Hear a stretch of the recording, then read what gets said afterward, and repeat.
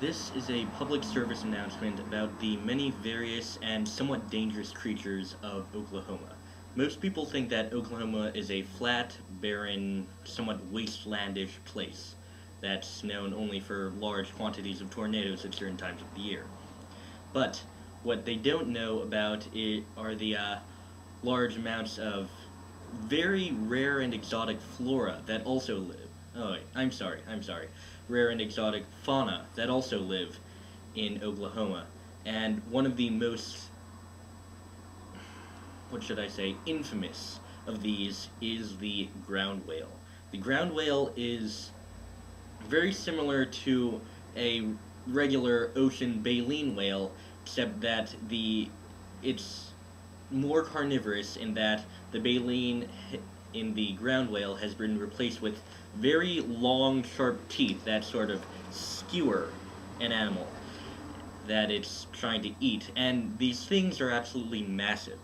They can be up to 300 meters long, and for you non-metric speaking people, that's roughly 350 feet. So, I mean, they're large enough that they can swallow whole houses in a single gulp.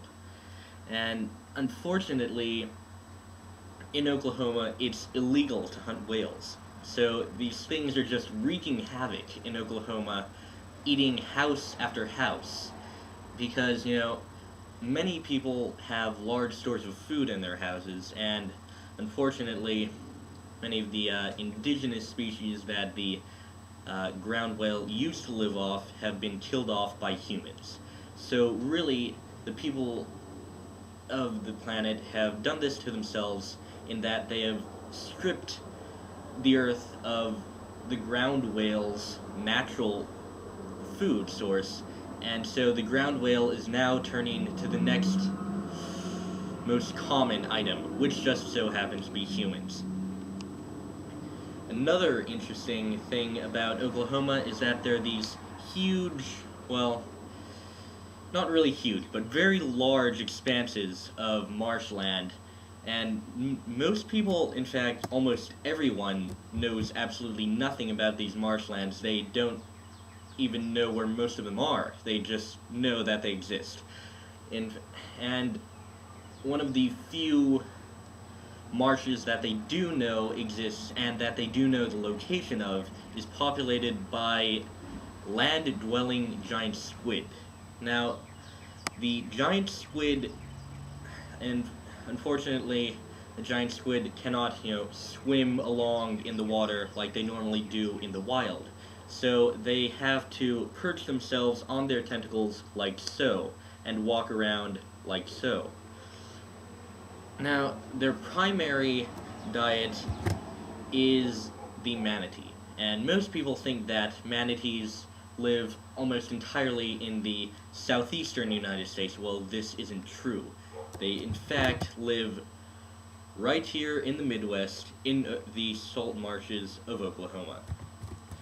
And manatees, unfortunately, cannot defend themselves very well against a giant squid attack. So, when a giant squid walks along, imagine that my hand is a giant squid and my other hand is a salt marsh. A manatee might be right here underneath the giant squid, and the giant squid just goes down and kills the manatee. And unfortunately, manatees are also becoming rarer and rarer because, people are just plowing through the salt marshes to make way for golf courses and, well, tract housing developments. Like, there's one, in fact, right over there. And so, because the manatee's natural habitat is being slowly eaten up, and there are fewer manatees to go around, but there's still large quantities of giant squid, the giant squid are eating more and more of the manatees. So, unfortunately, manatees will be gone from Oklahoma in probably the next 100 years or so. And one more thing I have to talk about is the the natural whales that happen to live in Oklahoma. And these are just normal whales that you'd see in the ocean, and unfortunately, there's not really that much ocean in Oklahoma, so the natural whales in Oklahoma have to live in extremely large salt lakes rather than the ocean, and even though they may be very large, whales are pretty big, so, you can't, a whale can't really have enough living room in a landlocked environment. And so, unfortunately, the natural whales in Oklahoma are also very scarce. Thank you, and I hope that we can somehow save the natural giant squid population and manatee population of Oklahoma.